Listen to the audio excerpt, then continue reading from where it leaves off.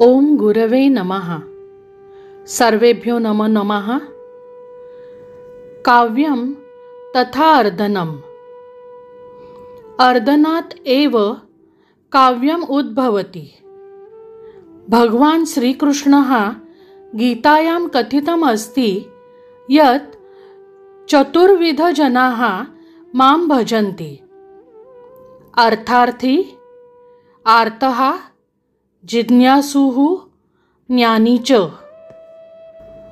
इदं सूत्रम् आधृत्य कविवर्येण श्री वेंकटेश बैलापुरकर महोदयेन मराठी भाषायां रचितम् एकं काव्यम् अहं संस्कृते अनुवादितं कृत्वा अधुना पठामि।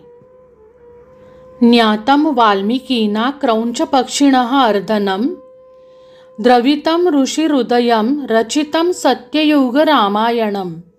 महाभारतयुद्धे निराशार्जुनः जातः गीतया श्रीकृष्णवचनम् अवदत् मुनिव्यासः।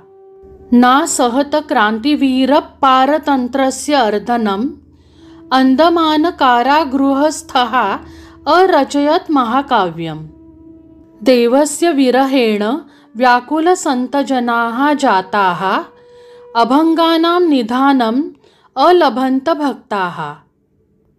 धन्यवादाः।